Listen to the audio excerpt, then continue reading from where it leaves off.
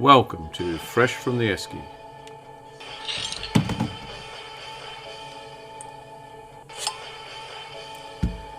Subtitled Ordinary Lives, Ordinary People.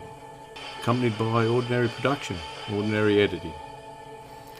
Sit back, grab a beer, relax and enjoy.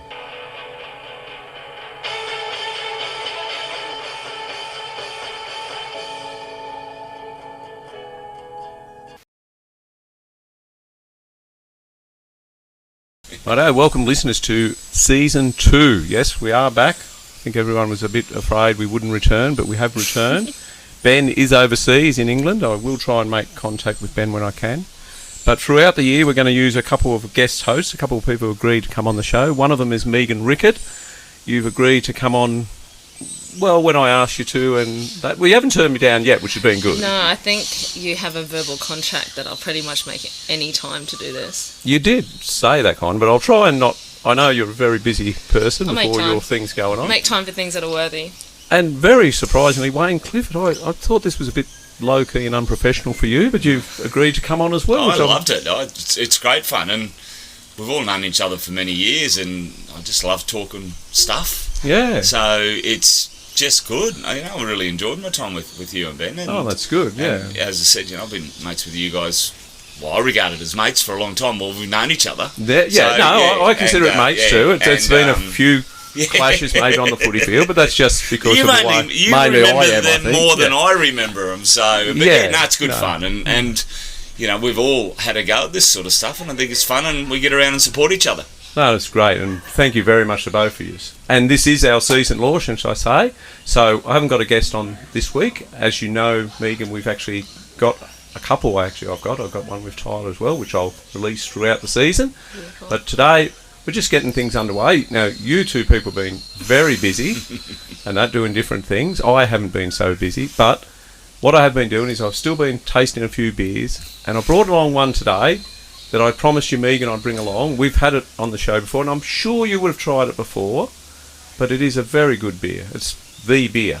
Right? And I can't believe you're a self-confessed party girl. I wouldn't say party girl. I do like a scent. Well, this, your life is going to take up a notch after you try this. But how are you going now?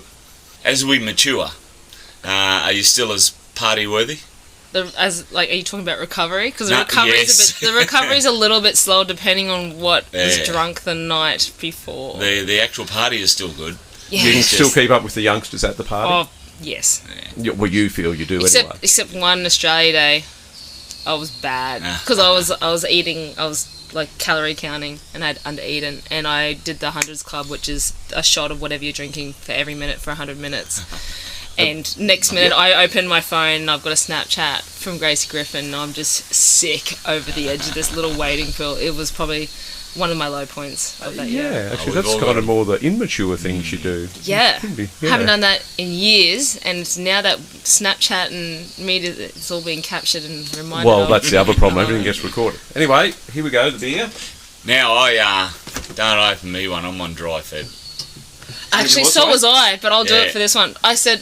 This is good beer. I love it. No, I really like it. I promised. Yeah, you can have mine, but I promised. And, I actually quite like Melbourne Bitter. I've never had it. So I actually said I wasn't drinking on February as well, unless it was free.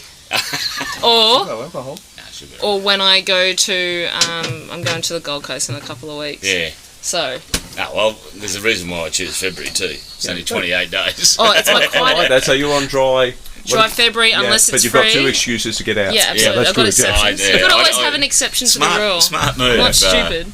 Well, see, my birthday starts on the 1st of March, so... It's a beer coaster. Because I've got to ask you about that. You gave me a cooler. What's going on with beer coasters? Why don't we have them anymore? Because people just rip them up when they get wet. I was one of them. I was that too. Yeah? Yeah, I was a beer coaster, a thrower and a ripper. Yeah, because they don't provide them anymore. Have you noticed that? Or is that just me? Well, you're saving paper, aren't you? They don't just get thrown. Yeah. No, I think I went to the Frenchville Sports Club. Yep. And I went somewhere else, that Bavarian Club, in the last month or so, and neither of them had beer coasters. Yeah, no, I think you're right. I was at Frenchville last night too. Yeah, they don't have them. There you go. Yeah. Well, it's a cost. Nice. And of course, we're saving the planet. But you would never. I remember when I worked at the Frenchies that you, as the club, wouldn't pay for it because it's advertising. So right. It's the person who's on the coast that pays and provides the coasters. I think that's a Young and Jackson. Oh, there's a Young and Jackson. Oh, well, they were a pub or are a pub. Very famous pub. Sorry, Wayne, you were talking about your dry February. Yeah. So come 1st of March is my birthday. Oh, that works out well, then, doesn't it ever? Yeah. Be a nice glass of red waiting for me then. Well, that actually isn't bad. Yeah. I may have to have a Melbourne Bitter on my birthday now, so Ledge will have to hold one for me. Yeah. I hope it's a bit better than... What did you say? It isn't that bad. I said it's not bad. Oh, it's not bad. Yeah, it's beer. You got the nod of approval. Considering when I was at union yesterday, everyone was just smacking piss back, and I was like, oh my gosh, I love a rum right now. Yeah, no, this is better than rum. Oh, it's not. This is beer. Was that your beer of choice when you were home? Yeah. A lot of the boys was, VB drinkers, and I suppose we all were, but when you could get the Melbourne Bitter, I thought it was the better beer myself. Yeah. I quite liked it. You actually, you don't see it up here, do you? No, there's about one carton every couple of weeks in at, Dan Murphy's. Yeah. So I had to go in on yesterday and grab that carton. I thought, now I've promised the Melbourne Bitter, it better be there. But it was there, yeah. It's a heavy beer, of course, so I probably don't drink it that often these days because heavy beer and I don't agree with what we do, so we don't drink that often. Anyway, we'll get to you first, Megan. It's been very busy, off-season for Fresh and Esky, but it's no off-season for Megan Rickett, being down Sydney representing the Philippines. Yeah, we had a game against Greece. It was their very first sanctioned international rugby league game, so they're pretty much a little bit behind us in the ranks to get through. We had a whole bunch of new girls, but we still had the OG girls that were there. So it was really, really good. We won 38-0. Yeah, I saw that. So I was supposed to be a utility off the bench. And for a filler, obviously I'm big in comparison to the rest of my team. End up starting as a front rower and played around 55-60 minutes as a front rower for that 80-minute game.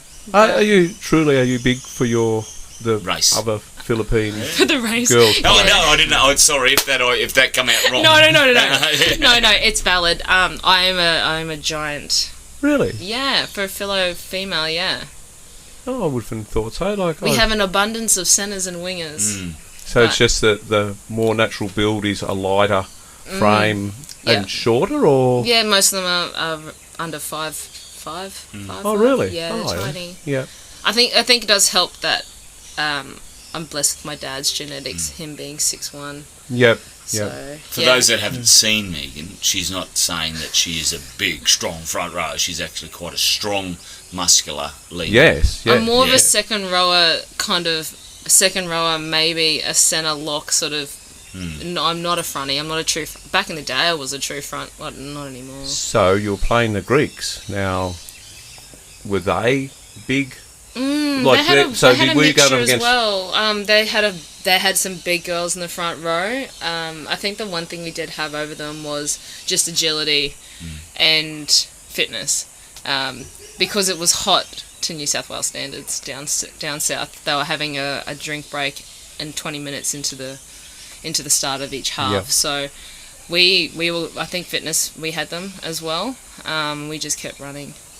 But yeah, it was really, really good. They had some big girls. I swear some of them had a dash of Islander in them, and I saw them coming into the dressing room, and I'm just like, I'm just going to just go legs every day. But it was really, really good, and I think building a squad that ideally we want to get to the 2025 World Cup, and we know the calibre that we've all seen on TV and everything, and so that's something we are aspiring to get to, but we have to make our squad bigger by reaching out outside of Australia. So most of your squad is Australian. Yeah, Australian based. So that's we had a Y chat. Renee Target, she's currently playing for the Canterbury Bulldogs. Yep. Down south in New South Wales. So she couldn't play with us because she had other commitments on. So she came in, we had a chat because we had a lot of young girls come through. And when I say young, I'm saying early 20s, maybe 18, 19. And at the moment, one of the girls, Dee, she was told she's going to be emergency. So, it's the first time that we've had to say like someone's going to be sitting out, and that's not going to be this. That'll be like how it's going to be moving forward. And I think we all had a really big chat about why we're here. And so the exercise was you had to go, why were you here? And then you'd answer. And they're like, okay, so why is that? And you'd answer. And then you go, why is that? Within, I reckon, 20-25 minutes, 80% of the room was crying. I don't know whether they caught it. Really? Yeah. Pretty emotional. Yeah, because it was. I think it's good to hear everyone's why, because then you play harder for each other, because you're all here for different reasons, but you all have the same end game. So, and having the cultural side of things as well, depending on where you're based from, you may not have a strong Filipino community around you or anything like that. I was brought up through it, like did the dancing scene, all that sort of stuff, but kind of fell by the wayside when I left primary school. And in comparison to some of the girls who can speak it, understand it, have gone there so many times, some people who had never been brought up with it, one of our captains, or our captain, she was adopted and didn't know her culture because she didn't have that around her, and this is her way of, kind of circling back and getting connected again to the culture that we all have. So it was really good. One thing I want to ask you that you spoke there. Sorry, let's taking over. You're right. You spoke about broadening the group of people. Yep. Very hard to when the game is played here. Yep. And so, how are you going to do that? Are you talking about UK? Are you talking about, States. or were they saying France, the States? So, so to be able to do that, you still need to have people who have an understanding of the game and have that grunt in them. Yeah, so they're starting to do rugby league. They have started doing rugby league in the Philippines directly. We were planning to go to the United States halfway through this year to kind of go out there, get around the community, show them the game, kind of make them get to know what it exists, because obviously soccer's very strong over there, union's very strong over there, especially after the Sevens in Sydney just recently. So I guess it's just trying to get that awareness out. But we have so much more talent in Australia that we just don't know of, but it's really hard when everything's based in Sydney. So yeah, that's something that we'll have to work on. So you're talking about going to the United States. Yeah.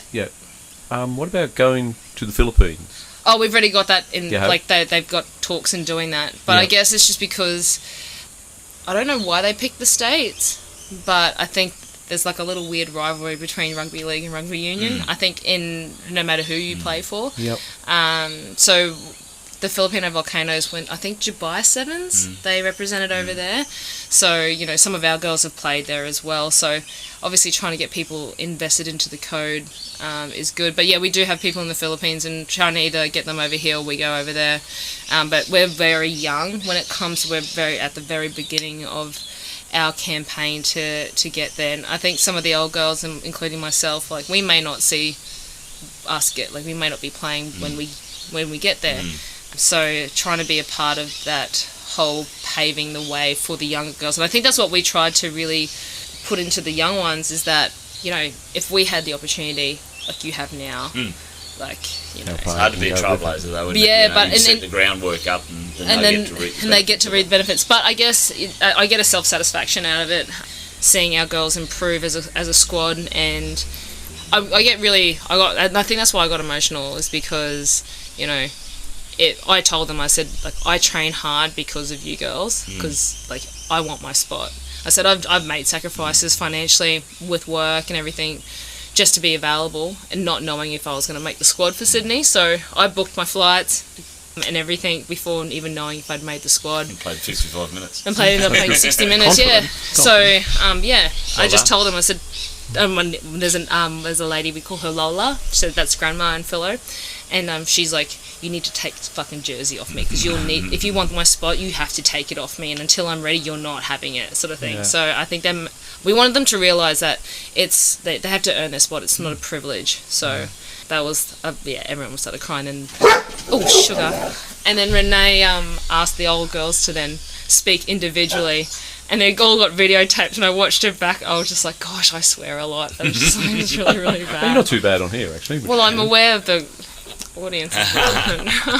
The Greece team you played, so were they Australian-based Greeks, or was it a I think they were heritage-based in Australia, same as us. Yep. Just because, obviously, that's not a sport that's strong. Yeah, no, that's what I was thinking. In the mother country, so I think they're starting the same way. They would have been mainly from Sydney, Melbourne. Yeah, Thailand's doing the same thing as well. Oh, right. So just trying to get Asian countries involved in the code, because it's very union-based over there. And basketball, soccer, all that sort of stuff is. And you get into those areas purely with the population base.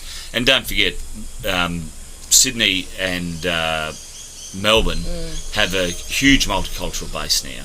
Well, and Brisbane's growing as well. And obviously with league and union, Sydney has got to be the epicentre for everything, isn't it? So, did you get support from the National Rugby League or the Australian Rugby League? I'm not quite sure of the governing body. No, some of it we get subsidised in a way. For this particular trip, paid my way to get down there, but accommodation. Yeah. We still had we kept our kit from the Malta game, so they didn't. We didn't have a new kit or anything like that. But if I have to pay my way to get down there, but I get 3 nights and an experience I'm never going to forget. I'm absolutely. And I think the highlight for my trip was when we were in the sheds. We got our very first win, which was huge, and I got voted player's player for the game. Oh, really? Yeah, and then I cried again. So I'm nearly in tears too. Yeah. I see her as this motivated, strong, talented person, and I don't see that emotional because having watched you play footy and having umpired you as well, you switch on. You're gone. You're at it. Yeah. And that's cool. Yeah. You're human. I never thought I would get a player's when I felt it, it actually felt nearly on par with getting best and fairest in 2020 for the. Oh, you're voted by your peers, aren't you? So it's just big because I think.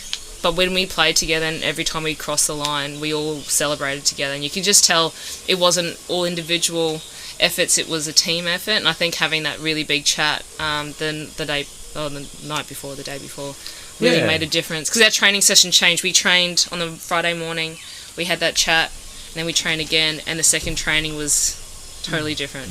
It's a different concept in a way. I mean, so much of sport and AFL try and encourage multiculturalism. We want them all under the same banner, different cultures and all that. But in a way, it's a bit like the Rugby League All-Stars. It's bringing one culture together as a team, so you must get a different dynamic in it in a way, and that's probably some of the more feeling it brings to it, because suddenly it's more than just people making a team, it's people making a team within a culture as well. It's a massive pride thing. It feels, and when we lined up on the field, both teams were waiting for our anthems to get played, and they never got the act together. So we were just standing there in the heat, facing the sun, just waiting for our anthems to play. Did you sing it? I tried to learn it before I left. If it had been the AFL, they would have played "God Save the King" or something like that. I practiced. I reckon I practiced. But you've sung the national anthem, our national anthem. Yeah, I know I can sing ours, but it's just singing the Filipino one. I know the melody, I know the tune. Yeah. But to trying to get the right. Well, you're just like any other footballer that stands out there now, don't you? Just say A, B, C, D, E, F, G, make it look just move the lips a little. It would not be in English, I presume? No, Tagalog. Would be difficult, I can imagine. Yeah. And to a lesser extent, Wayne, you've been on a sporting path of your own? Oh, yeah, it's just stuff we do every summer. Just keep playing cricket. But is this the first time you've played with your son, though? Or? First time we've probably played a tournament with him, yeah. So he's been a bit banged up, and unfortunately he's a bit banged up there, so he might have to actually have a bit of time out of all sport for a while. Oh, really? He's got a hip issue, which we think we've been treating it for growing, but it appears there might be something a bit more to it. So we're off to get an MRI next week and work it out and see where we go from there. But I think everyone, when they're growing up around 13 or 14, has had issues where they just have to stop things for a while and let things settle and move on from there. But it was good fun. It was where he was. He actually contributed to the game and had to take men on. And did he play as a bowler? He's a fast bowler. Yeah, he played as an opening bowler, and albeit because he was coming back from injury off half his run up. But yeah, no, he was good and he was solid with the bat. So that was just good fun. I think you've had that with your boys playing footy. It was just a pride. I won't be able to play footy with him, so I might have another year or so with this sort of stuff because he'll go past me with this quite quickly, but it was just good fun, and and playing with his mates and his peers around the place too, to people that he looks up to. So it was a bit of a mixture, his mates and your mates, like an older and younger. So how about a lot of the times with the corporate stuff is that our corporate team actually got together because all us fathers were down at the nets with our kids, and I just said, why don't we have a game one day? I think you told me this. And then when I was on, and this is where it got to, and now Stevie Riley McDonald is a really good player. So Steve McDonald was very good himself, wasn't he? Yeah. So we've got what they started out actually just filling in for us when we couldn't get enough players, and now they contribute. So in that team you had Steve and Riley McDonald, you had Grant and Sam Gassman, and you had myself and Archie, and I think might have had we had Bob Keeler and his son Zane Keeler who popped in. So Zane and Archie are in the same Central Queensland team. Riley and Sam are in older age groups from there. So it was just good. And Country Week, you have a bit of fun, but it can get competitive, and it was good fun. And my job's easy. I field, I have a bit of a bowl, and I bat last. Mate, I'm terrible. Oh, I can see you as being a textbook batsman that doesn't have many free-flowing shots but hard to get out. Oh, no, but very easy to get out. So Glenn McGrath. Yeah, you bowl at the stumps. Or better still, you bowl at me and you get me out. I know, I'll tackle any footballer.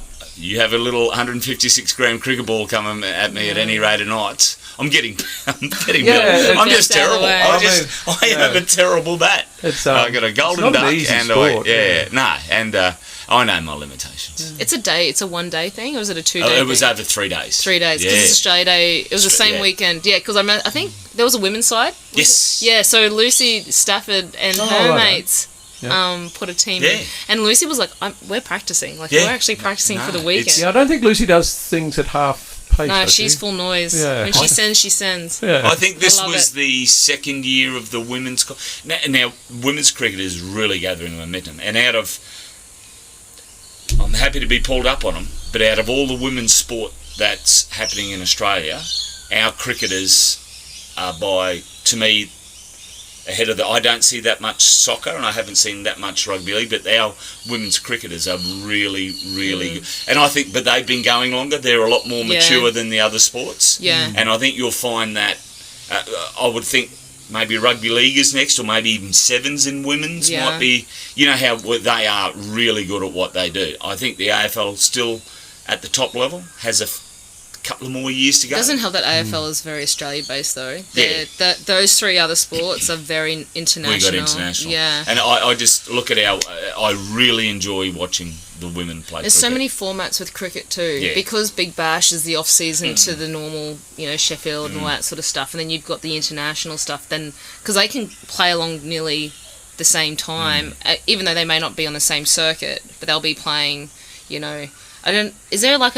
IPL? Yeah, no. There it is now coming. Is there a women's version? Just first version coming. Yeah. So I think that's like the one thing that there wasn't for the women was, the Showtime high paying. Yeah, and they're still nowhere near that level of money. Heading in the right direction. The Australian women's cricket team, like Wayne said, and considering, once again, like you say, it's not Australian based, so there's you've got opportunity to Pakistan, India, who'd be putting more money. You can imagine the Indian cricket board pour money. The Indians are coming. Yeah, they just with the pure by population. I don't think Australia's lost a game in any format for over about 18 months. The Australian women's cricket team. I think we dropped one. Yeah.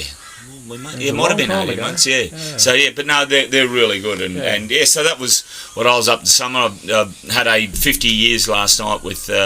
hosted Frenchville's 50 years. Of course, Glenmore's got their 50 years coming up later. So it was a fantastic night last night to be involved with that, because I was, through the 80s, I played cricket for Brothers. And, it was just really interesting to see these groups of people over the years, and I'll be looking forward to seeing that at Glenmore, of how things changed and that. And Frenchville, the Frenchville Falcons put on a great night last night.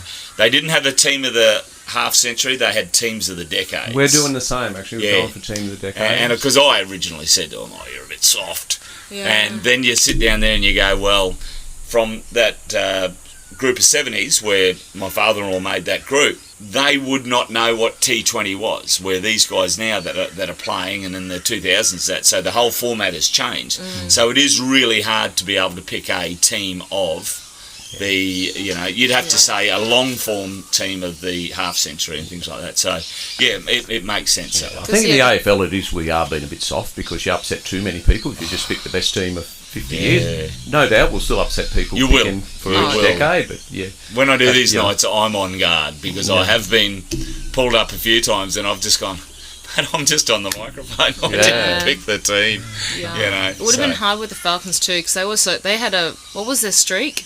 They had 7. Seven in a row. So that's a decade nearly. 5 out of one decade, 2 into the next decade. Yeah, it's amazing some of the streaks around, Rocky. Like, what's the hockey club? Oh, yeah. The blue and red one? Is it Park Avenue? Yeah. They won 13 or something, A grades in a row or something, those Harmsworths and it's unbelievable the streaks like that happen here. But so they had a big night last night, so I would imagine. And they don't go quietly either. No. Who, Frenchville or the... Frenchville. They were a good crowd. It was great. I think they had 170 there last night. Oh, that's a good turnout. Yeah, I'm hoping for more, because that's why we didn't book the Frenchville, because we didn't have enough room. We've booked the Western, the Great Western, and at the moment they're catering for 300, and I'm hoping we can get that at the least. They reckon Panthers got over 300 of theirs. Well, I was supposed to help out on that night as well. You help everyone. That's what we do. Community figure. We do. Then I go and hide for a long time. You won't see me forever. But I had to work that night. I was just going to do a section of that 80s and 90s sort of section where we were arch enemies sort of stuff, but you had that sort of respect around the place. And so I had to work that night, but I had some good friends like Donald Orr and a couple of these, Gavin Dyers, they kind of come back for that, and I did run into them somewhere, and they just had a great time. And I think I might have said it when we were doing it, I think you look at these things differently when you're out of it than you may have done when you're 18 to 22. I think you look at how things go, and I think playing rep sport with people is a big maturer, and I'm big on that, and I say that to both my children, is that play as much rep as you can, because you make friends out of that that you would never, you make friends with other teams, and that's why Tim and I have always gotten on well, and Donald Orr and I, we go away in these rep, and so you have so much fun, and you get to understand, and you get to know that, hey, they're just people like we are. Yeah, they're not actually that bad. So I think that's good. And does it alter then when you're on the field? Next time Timmy Grenshall's got his head over the ball. Well, I've never been able to catch him anyway. He doesn't put his head over the ball. So what are you talking about? I'm thinking of his daughter. Yeah, exactly. Exactly. But because I think I just focus on the footy and not the person. So if someone gets in the road, they get in the road. So, but those days are long gone for me. No, I agree with you on the rep side. Yeah. Having the first... So we always had a Capricornia side being selected, but that was just within Rocky. Yeah. And obviously that hasn't been done for a couple of years with COVID and everything. But when the North Queensland side got selected, and we saw the girls that were in the squad from our comp, and then put together... Like, I've always wanted to play with the girls. So I've already played with, I think it was Amy... in a rep side back in the day when we were wearing that awful pink kit. It was just disgusting. Having to play with her, but being able to play with, say, Ella and Gemma and Tave. I was assistant coach for her under 17 Cobras. So seeing her and come through and having the opportunity to play with those girls, you may never get that again unless you swap clubs, and no one's going to switch clubs. So, some people do, some people don't. But, totally agree with you. And you get coached by different people. And you get different coaching styles as well. And there's things that you can take away, like different coaching or even training, like, what are they called again? Drills. Oh, my God, I've already forgotten. Learning those sort of things you can incorporate back. Oh, I definitely believe rep footy is good for a league. It's good for a player's advancement. I've never been invited on rep. I did once, and they asked me if I'd be the water boy, and I told them they could stick that. I'm not going to cop it from everyone being there running water for them. Yeah. So, but it is, and I'm disappointed when players don't make themselves available for rep, because I think it's good for them. It's good for the league, because it's not good for the league if you go up and get flogged by some other league. You want your standard to look good and be good, and it's improvement, like you say, because they get different ideas, coached by different people, told different things. Because no one knows it all in football. No one person, not even Alan Jeans, who's those, Alistair Clarkson, they don't know everything. You know, there's other people that will get something out of someone a different way, probably, than the guy that you think is getting it, like, you know. Like, you know, everyone has different perceptions of things. Everyone is open to different perceptions of it, like, you know. So I think it's a great thing, rep footy. Yeah. But I don't know, like I say, I sometimes wonder when they have these great nights out, how does it affect them? Like I say, it's never really affected me. No? But that's, I think I spoke about this earlier, that's what I found hard about Aussie rule. Was it super rules? I didn't like it because I knew playing reserve grade or seniors, it was just kill or be killed, you know. But playing that one where there's all different ages and some people are going half at it, some people are just there for a muck around and that, it's very difficult to know. Yeah, I don't have a switch. I can't do social. No, my mind's conflicted enough just about the ball, let alone who I'm going to actually get in my way and all that. Like. Now, the cricket, actually, we are playing India.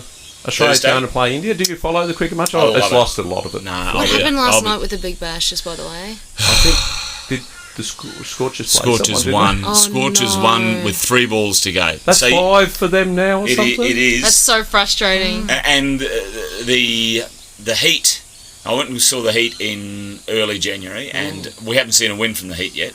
So we've been going there for 5 or 6 years. And they scraped in this year too. They did. They won 7 of the last 8. And even against the Sixers, I thought we were lucky. We had 3 or 4 French cuts that went for 4.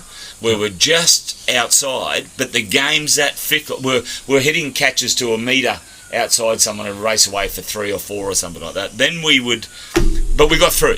And the game is that sort of game. And I was looking at it last night because I was emceeing, and I'm looking at the score, and I said, righto, I'm giving everyone a score update. And I thought we were home. And when I think there was 3.5 overs to go, and they needed 2 runs a ball, I thought we're on here. The only thing that was going to stop us if there was a bad over somewhere. And it come down to 10 off the last over.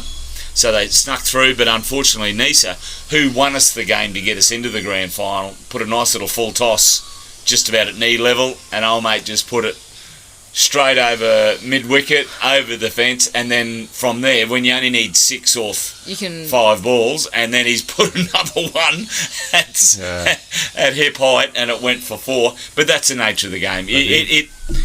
I reckon psychology, now I've got a good mate who used to live up here, is the physio at the Heat. So you kind of have a bit of a chat to him but I reckon the busiest person at that would be the psychologist, because if they take 22 or 25 off you at an over as a bowler, it's got to be heartbreaking, and if it loses the game, and I think, but they will develop that they go, right, well, that's just part and parcel of that game. Sometimes you're going to get hit, and as a batsman, like with Brown, he made those couple of big scores at the start, then he made nothing, and then he started to make scores again at the end. You've just got to back it in. Sometimes you're going to get runs, or sometimes you're going to get hit, or sometimes you're going to get wickets, and sometimes you're not going to get runs. So I just think it's a different, and it's going to take over. It is, the Indians are taking over. They own half of the South African. They own half of the South African competition. They own all of the Caribbean competition. So you have Melbourne City in the soccer. They've got a link to Man City.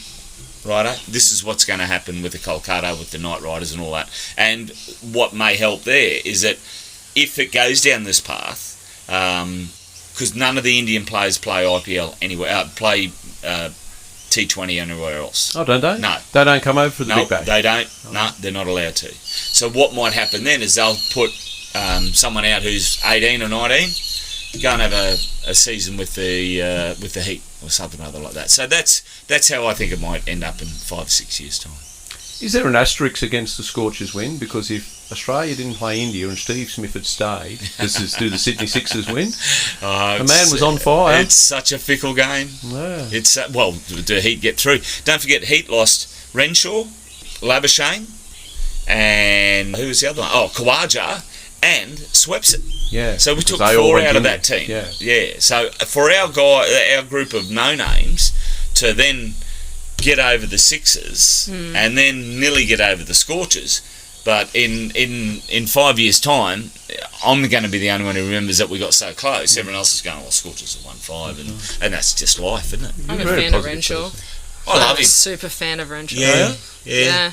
He's done. He's pretty dull and boring. No, I think he's come back well. I like he's good. I like Andy speaks his mind about things. Oh, I like that. What's the fella that I don't know how to pronounce his surname. Loose bus change. No. L. Labuschagne. Yeah. I've heard him mic'd up. Oh yeah, he's a toasty boy, isn't he? Yeah. Got Langer in so much trouble for Langer in trouble. Yeah. Cricket can bring up eccentrics, whether they be like people who score the scorecards. You know, Meg's probably going to laugh at this, but there's been people throughout life who have a full scorecard and go to the cricket and score it. I used to stat it in a cricket there you go. book. Well, that's beautiful. I used to stat the Ashes when Brett Lee and all that were playing. Oh, so you're very keen cricket follower. I used to be, when I was little, Mum, my auntie knew I had a crush on Brett Lee back in the day. So they got the only one. Yeah, Dad always thought he looked like a ferret. They photocopied my magazine or my poster of him and put it onto a pillowcase with the word "Sweet Dreams" underneath it, and I used it. He became a big Bollywood actor, didn't he? Oh, well, not big, I don't know, but like he didn't do too bad. Had a music, made a band. Yeah. I bought the CD. Yeah, 6 and Out. That was Australian based, and it was a really average CD. It was. How cool is that? Yeah, so I used to sit there and stat, because in the back of every cricket little book, it looked like a best bets for cricket. Yep. There was a blank space where you could do the stats. So I used to sit there in front of the TV and loved it. Yeah, it has that way. I'm a Renshaw fan too.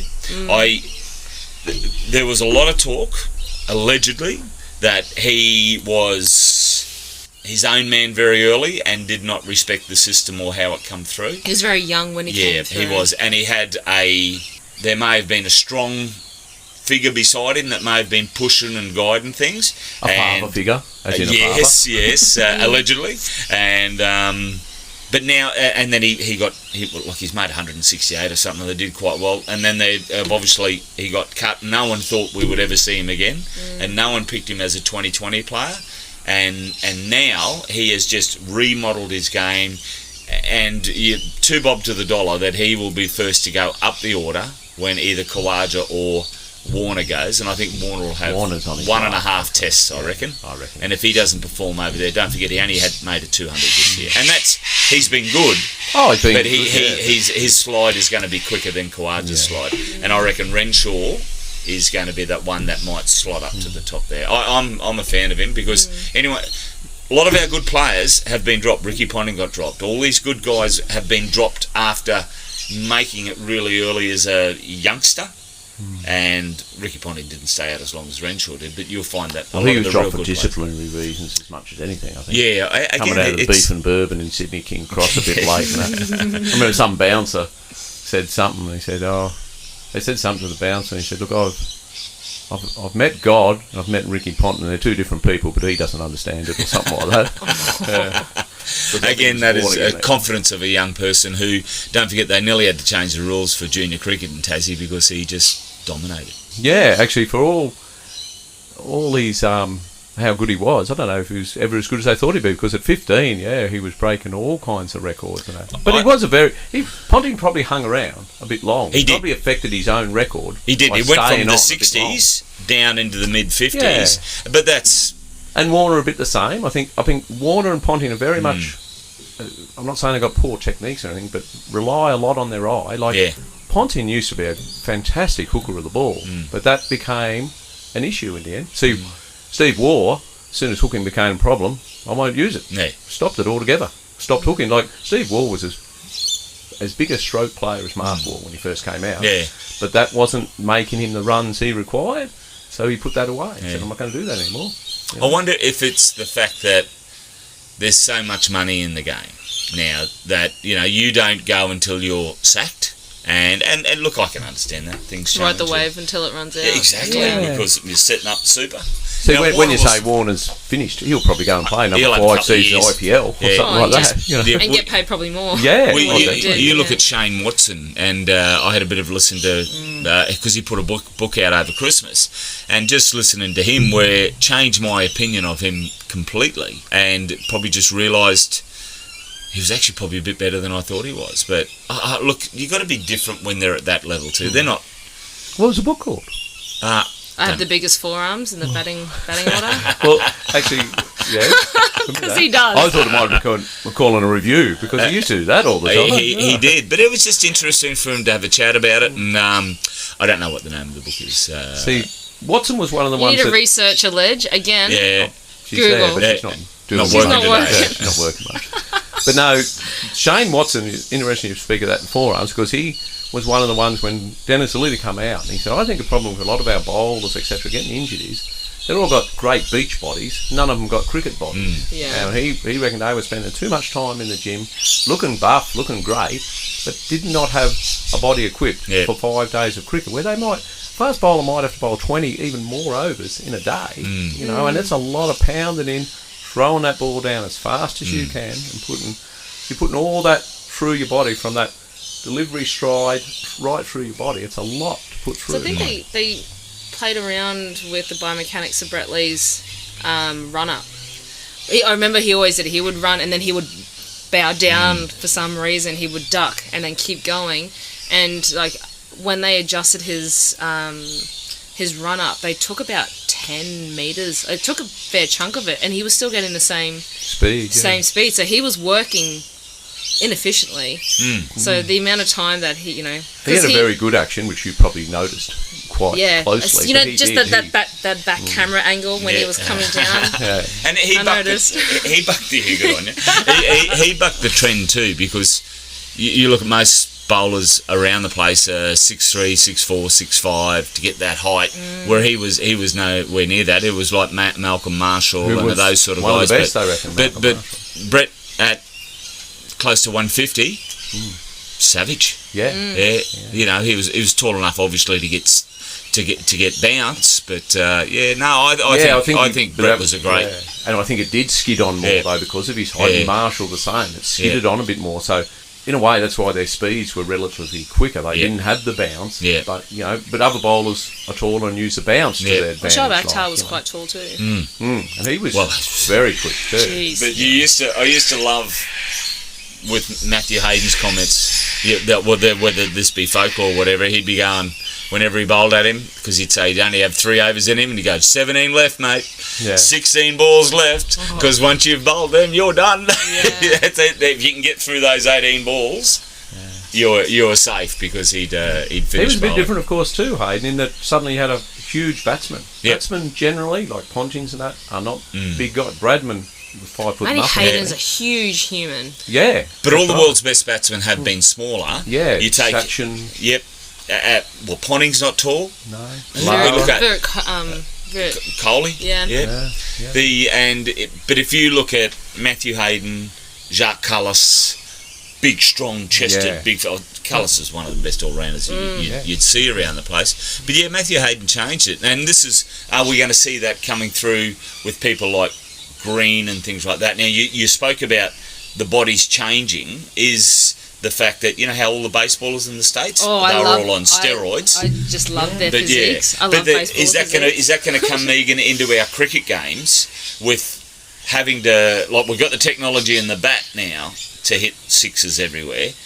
Are they then going to try and get to the bigger person, but they've still got to be quick enough to get around the field? It's not like in baseball where they've moved 20 metres, don't they, really? And a lot of the balls are fly. The ball is the traveller in baseball rather than the person. You go to a Big Bash game, and this was a question I had. Who was I talking? I was speaking to someone about the Big Bash, because if you look at the angles, if you look at Big Bash, everyone has a shy at the stumps. So your field has to be set that you can cover anyone having a throw, because they obviously encourage it. Because you don't see many overthrows in the Big Bash. You see it in test matches and things like that. But the Big Bash, their fitness and what they have to do, I'd love to see their tracker for that 20 over game. I don't think the physique's going to change that much. No, because you can't fit them all in slips. That's the thing. You can put your big men in slips. They'll all be beside each other. Other guys have got. I don't think it will, just because of agility-wise as well. Because when you start gaining muscle and that, you lose your speed. There's they won't be able to scratch their backs. If their backs are too big, they won't be able to play. He's showing off. Yeah. You say that, yet Usain Bolt was a powerful man. Yeah, but he was lean. He's lean. Yeah, there's not much. There's not much to him. He wouldn't have a chest. He's just. Yeah, he wasn't your Johnson or anything like that. You know, those guys were big chested, As big in Ben strong. Johnson? Ben Johnson. Ben Johnson was huge. Yeah. But that was on the steroids, but that's when he ran Carl his Lewis quickest. was on steroids too, which shattered me. Was he really? Well, I thought he got done. I thought he was one of those guys that got done. I think everyone from the Seoul, allegedly. Right, everyone from the Seoul Olympics, I think, Are you going to try and use it? Here we go. Yeah. Hey Google, was Carl Lewis ever done for the use of anabolic steroids? On the website olympics.nbcsports.com, they say Carl did not take steroids and he never tested positive for steroids. 10 years ago, Lewis confirmed reports he tested positive 3 times at the 1988 US Olympic trials for small amounts of banned stimulants. Lewis said he accidentally consumed the banned substances via cold medication. People also sometimes ask me, how many times did Carl Lewis test positive? Do you want to hear the answer? No, that's enough. There you go. Research worked. And I loved him because he was lean, he was fast, he would build into his run, and he seemed like a decent sort of guy. But look, The stimulant's different to yep, steroids, though. yeah, I think, Because there's certain medications, like there's some pre-workouts that athletes can't take, and I completely forgot. Remember the guy who drank all the coffee? yeah, but that was like He's drinking 20 cups a day. Alex Watson, I think that was. That was 26 cups. So I reckon I'd be jittery after it. So. Yeah, you imagine his fence out. Yeah. It wouldn't stop. It's interesting.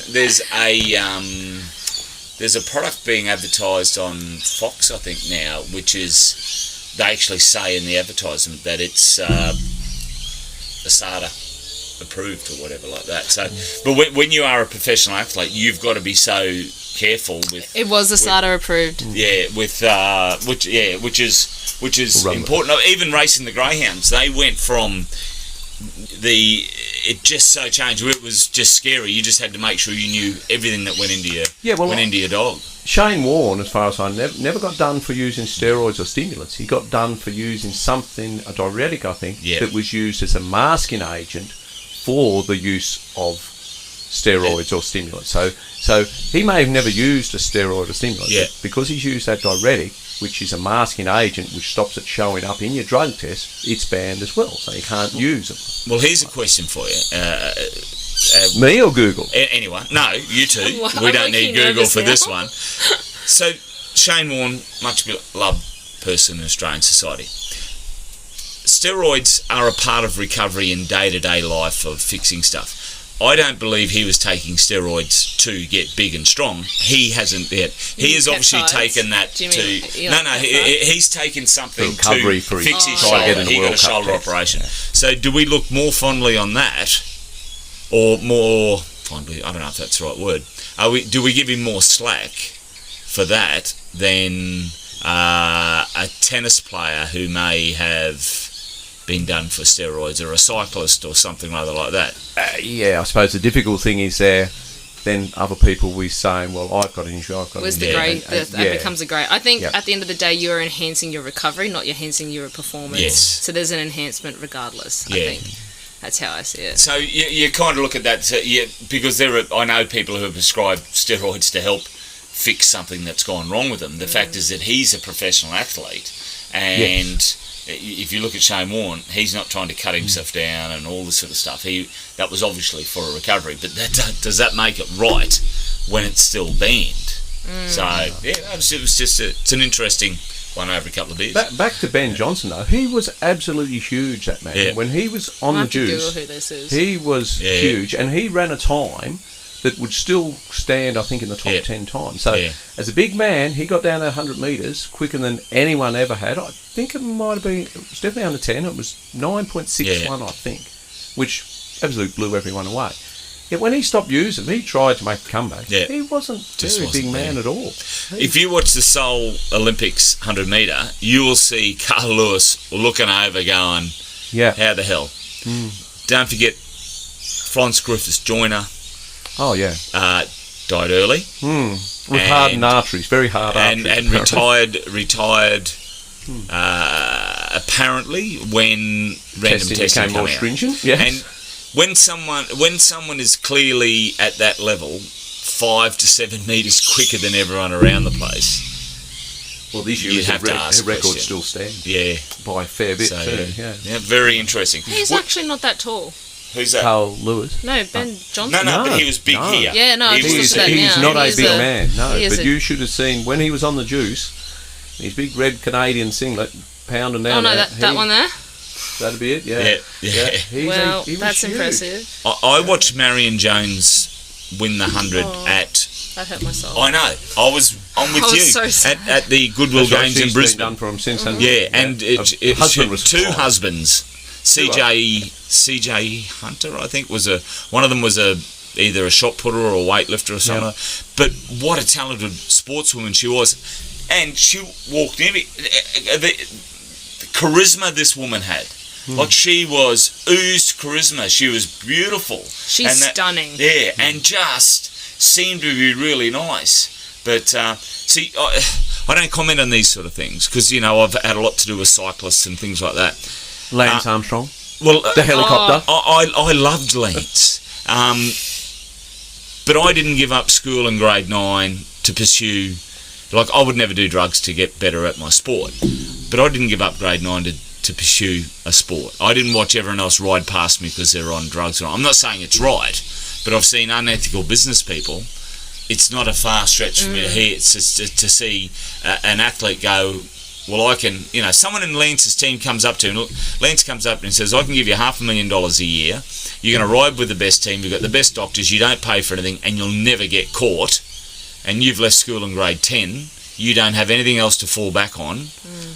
That's a risk. You can understand people. I can understand. I wouldn't do it, but I can understand people needing to get that edge. He's justifying it by the fact that others are doing it. Now, for years in bodybuilding, it's been justified that, the fact that they have a natural bodybuilding league gives up the fact that, yes, we know this one's all on the roids. Yeah. Like now, it was just the fact that everyone was doing it, so why wouldn't you do it? Yeah. You're not going to win if you don't do it. Like Arnie did, everyone did it, and that's the same in cycling. I think Lance Armstrong's justification is, I was just doing it better than everyone else, and it doesn't, I don't know, it makes it all, you wonder where all the records would be if all this hadn't happened. Now, Marion Jones, like you say, had everything else, but the thing is, if she'd ran second, no one cares. No. It's the only sport where you seem to be able to succeed without winning is tennis. See, what's that girl that used to play tennis, Anna Kournikova? Oh my days! Hardly ever won. She didn't. I don't think she actually won. I think she won one title, and it's all because of her looks that she got the got all the contracts. But in saying that though, if you've got the opportunities, and she dated Enrique Iglesias as well. Oh, did you? The singer? Yep. Yeah. And the other girl who was better, admittedly, Maria Sharapova. Yeah. Oh, she's a noisy piece on the court, isn't she? Who was only put away because Serena was so good. Yeah. She would have been better, but she had bigger contracts than Serena, I think. Yeah. And they seem to be able to succeed in that. I think golf, you can earn an income without winning that often. Well, you just quit, don't you? That Paige Sparrick just quit golf, and you become a golfing commentator, wear skimpy clothes, and put it on YouTube. Yeah, so it's making more money than you ever did playing golf. That's right. So, look, didn't stop Colleen Minogue making a lot of money, did it? Colleen Minogue. Not having any ability, but a good marketer. What do you say? She couldn't. She sings as good as I do, but good on her. She's better than Danny. Yeah, but I'll never criticise these people because they're just making their way in life with what they do. You know, and they're good at what they do, and windows of opportunity when they're available. Yeah, I think definitely. Speaking of which, Tom Brady's retired again. Yeah. And signed a contract for $525 million for the next 10 years as a commentator. Is this correct? I think it is, and he's going over to Fox. But the Americans love calling them the best athletes and things like that in the world. I appreciate the game, but exactly. It's like get them on a rugby league field or get them on Aussie Real field where they do more than one thing, and they have to repeat in So he's not the GOAT. We've had this discussion. Yeah, he's not the GOAT. look, he's good at what he does, but you take him out of that. The reason why everyone likes it so much is because it's. I think last year the National Football League, or the Gridiron, the most 100-watch shows for the year in the US were all football. Right, so they've got 320 million or whatever they've got. They've got 32 teams to throw around there. He's obviously really good at what he does, and he's got a good crew around him. But don't forget, Americans are very insular. They wouldn't know where Sydney or Melbourne was. So, but I think as athletes, they're really good. They're tall. They're strong. Put them in a different environment. Are they going to be that good? And yeah, and the padding. Thing. Sorry, the padding as well. Yep. But don't forget, we possibly have 2 Australians. Aaron Sipos, who played for your magnificent St Kilda team, and what's his name? Are they Islander boys? Two Islander boys? No, he's not a Siposism, but there's 2. The boy that come out of South Sydney was too big for rugby league, and I've lost his name. I can't remember. Yeah, But yeah, he's over there. I think I saw a photo, a video. This I think he's from Melbourne. He was definitely, European WOG background, and he used to play as a hooker. And this guy was a front rower, and as a 15-year-old, he was already 6 foot and about 100 kgs, and just steamrolling these poor kids. Yeah. So he's now. I think he's playing in the Super Bowl. So he was too big for rugby league because he then couldn't, but he was perfect for that, and he's Philadelphia hot favourites to win this game. It's on the Super Bowl, isn't it? Soon? Monday, tomorrow week. Well, it depends when this goes there. But grand final thing, isn't it? Yeah. I finally understood that sport over the weekend when I was in Sydney. It takes a bit. It does take a bit. I didn't really understand it. I don't like how they have to have 3 separate. An offensive and a defensive and a specialist thing. I was like... Well, they reckon one of the Australians went over there as a punter, and he actually punted and then tackled, and they told him, you don't do that. That is not your job. You just punt the thing. Well, that was Darren Bennett, Sav Rocker have both done that. Darren Bennett... Sav Rocker started at Philadelphia. Darren Bennett went to San Diego, I'm pretty sure. And Ben Graham played in a Super Bowl with Arizona. So we've had some... Darren Bennett's still over there now, I think. Yeah. So, but there's good money again. Opportunities come. Aaron Sipos was a borderline player for St Kilda, but obviously could kick. See, and that's the thing. Buddy Franklin signs $10 million for 10 years. They signed $30 million for 12 months over there. You get $10 million contracts for skateboarding. Yeah. It's a bigger market. There's so much more there. College games are nearly as big as... It's huge. So someone college said... basketball, college... Any college. I would rather watch college basketball than NBA. Yep. Really? Yeah. I don't like any of it. Because they are playing for a spot. They're not playing for the showtime. Yeah. I can't... I'm so disappointed that Ben Simmons guy over there. What is wrong with that guy?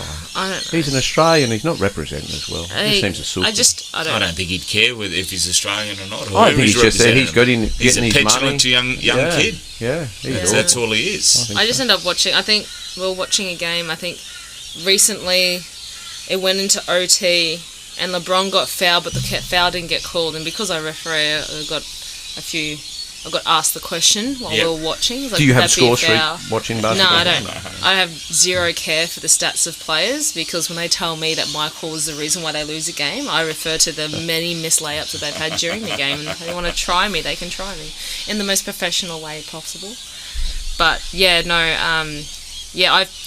find it hard because there's so many dramatics and entertainment aspects and TV timeouts and or media timeouts and stuff like that. I can't really get around that watching the NBA.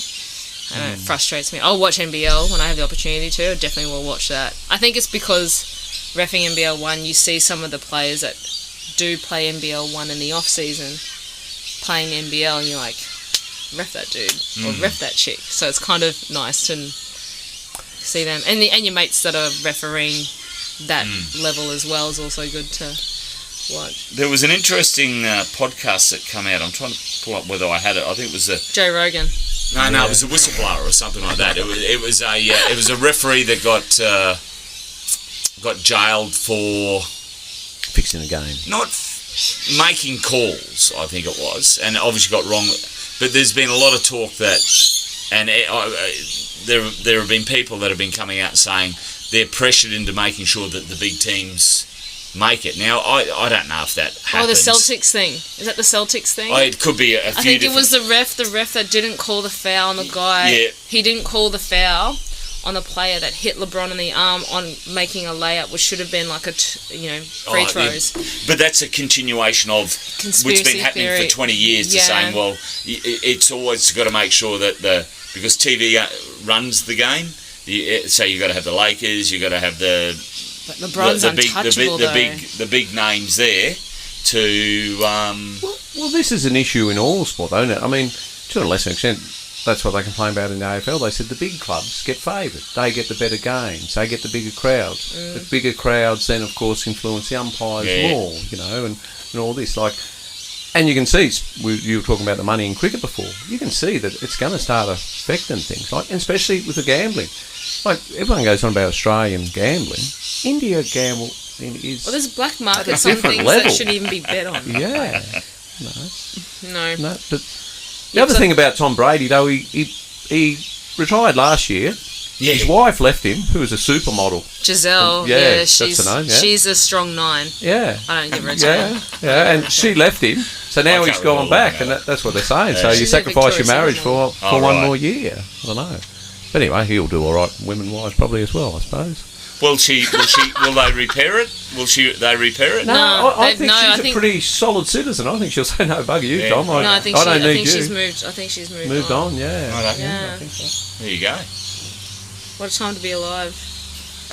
Bloody hell. To retire from a professional sport twice and still make coin after the fact. Well, someone said Well, not they're not even sure they're going to use him. Well, it may be a dud. Well, the thing is, no one else has got him. They've tied him up for 10 years, so they're not even that. If he doesn't work out real good, it doesn't matter. Yeah. It's the name that, having Tom Brady. Well, I'd be scared to be a commentator, because I don't have a filter most of the time. If you're on live... I'd be scared of you as a commentator. Why? Oh, actually, no, I got told I forgot I was on they were doing a live feed because I didn't set up the live stream for the Sydney game. And one of our second rowers, Lola, was running through, and she must have put they claim that she put she extended her armbar out when she ran through a girl, and the girl was like to her chin, like she's quite small, and I wasn't sure I didn't know if there was live feeds being recorded sideline, and I was just absolutely letting it rip, and I listened to it and I never got caught. But no, you'll adjust. But would you be a call by call or special comments? It takes a special person to be a call by call. Yes, that's much more difficult. Just the colour commentator guy, which I don't know why they call him the colour guy. I used to think in boxing it was because he was meant to be coloured or something. Just got to add flower to it. It'd be very hard to do call by call. Oh, it would be. So what you mean by call by call? Be the guy that runs, No, I definitely couldn't do that. I'd be. You'll analyse the outcome of what happened there. Like, that cutout pass there enabled such and such to run. And people give Bruce McAvaney such a hard time, but Bruce McAvaney is very good at his job. So what would Ray Warren be? What would he be? He'd be a caller. He's a caller. And Fatty Vorton's the colour. Yeah, that's what I would be. Yeah. I think. Yeah. I think short little gingerhead man. No. I think I've held this here long enough, actually. One more thing, though. I don't know, do you follow the contact sport? Liam Wilson fought yesterday for super featherweight title. Oh, yeah, I did, yeah. And he knocked him down in the 4th or 5th round. Yeah. And the interesting thing, because the wife and I were talking about this today, so he has argued with them about they were dodging up the scales at the weigh-in. Yes, yeah. Righto. And then, Megan, the Aussies knocked him down. Had to get a full count put on him. And a good knockdown too. He got him down pretty good. As count getting towards the end of the 10 seconds where they would have gone box, the Mexican spat his mouth guard out. Or it fell out. You can't fight without a mouth guard. So so he then gets another 20 seconds because then the ref had to go and pick it up. I don't know if they washed it. Then he's there. He had to make sure he was clear. Had to do his gloves again. So it was a 28-second count in the 4th round. Yeah. Now, how many rounds was it? It was a 12-rounder. It was a world title fight. And it lasted 8, I think. Yeah, in the 8th. Well, that's a Emmanuel loophole, Navarrete, who's a very good boxer, by the way. Like that's his 3rd weight division he's won now. He's coming up a weight division. Knocked him out, and there's no dispute he did knock him out. But the fact that Liam Wilson had him down pretty good, he got this huge count put on him. Yeah. And Wilson won rounds after that, so it wasn't as if the guy then thought, oh, geez, I'm up against someone. Like, it was a very even fight. I think there might have only been a round in it by the judges I was listening to. And like you say, Wilson questioned the scales because he went in and he reckons he checked himself on those scales 20 minutes earlier and he was spot on weight, and he's come in and he's 2 kilograms lighter. And he said, there's no way, I've never been that light. Yeah. Yet the other guy came in right at the top of the weight. So his question, does that guy come in overweight as it is? Like, you know, so he's, of course, then fighting a heavier guy because it doesn't matter what they weigh these days because then they can go and weigh whatever they do like. after the fact. Yeah. But, you know, he's come in bigger and can get bigger, like, you know. So, yeah, but they're calling for a rematch. But, yeah, Wilson acquitted himself very well. So do you think, before we sign off, is that clever? I think it's smart. Yeah, you got to know the rules to bend the rules. 100%. Yeah. By the guy spitting mouth out. Yeah, he's not the first guy that's ever done that. No, definitely not. Wouldn't be. And that's because he's been around a bit, and you just go, oh, I'm in a bit of strife. I need time. What do I do? Yeah, it's happened before, or you claim... HIAs, people milk that. Or you claim there's a bit of water on the mat that's got to be wiped up. You do whatever. He needed that time to regather himself. He must have had a fair idea. I think if it had been closer, he wouldn't have had to do it so long. But still, I think there was another 10 or 12. There was a lot of, but it robbed the opportunity of the Australian boxer coming in and going at him. Yeah, because he went right after him. He nailed him with a good shot, and then he followed him and hit him with another 2 or 3. Yeah, he got stopped in the 8th, and but he got stopped. Well, the guy, there was no doubt about the guy stopped him. It had to be called off. I think he was pumbling around a bit, but he had been. Like I say, been fighting good up until then, like the round before. That would have been, I reckon, that would have been a psych advantage as well, for the guy. Yeah. So hang on, just get me. The guy that spat it out ended up winning the fight. Yep. So that, I reckon, at that point, he's like, I've got him here, and he's at a high, and old mate's played the rule book, and he's got a psych advantage now. That's how my brain would work. Well, it just bought him time to enable to rethink. What do I need to do? Where do I need to go? You'd think the system would be against you as an Aussie boxer the Aussie boxer by then, and be like, okay, well, I've knocked him down clearly for more than 10 seconds, and so what else can I do? Kill him with a punch? There's fights on next weekend too in Yeppoon. I'm going to go and watch. Who's putting that on? It's Revolution fight. I think it's 3. And who's fighting, sorry? A good friend, Joshy Johnston's fighting. His opponent pulled out. Trainer. So his opponent pulled out 3 weeks before the fight, and he's been trying to make weight, so drop weight. So, yeah, he finally got an opponent, so it's going to be interesting. And I think they're doing an MMA. What weight are you fighting at? Me. You've had to go to I actually wanted to do the charity fight that happens in November. I was thinking about doing it. Haven't told the olds. Fortunately, they don't know what podcasts are, so they can't hear this. But yeah, I bought the whole headband on the head, and is this boxing or MMA or no, boxing. 100% boxing. I only do boxing. Dad wanted me to box when I was younger. But I was like, I'm a girl, I don't fight. Gee, things have changed, haven't they? I know, and this doesn't want to kill people. Anyway, thank you very much, both of you, for coming on here. Next week, you'll be back again with the Joel Kilpatrick guest, and we'll see how that goes. But thank you very much. Hopefully I can use both of you at my beck and throughout the year. Like I say, thank you very much for agreeing to do this. I'll try and get Ben every now and then, but he's a bit hard to get hold of at times. You know? What time zone? Yeah, I spoke to him last night. But, anyway, we'll sign it off at that, and that's episode 1 done for season 2. Thank you very much. Thanks, Ledge. Cheers.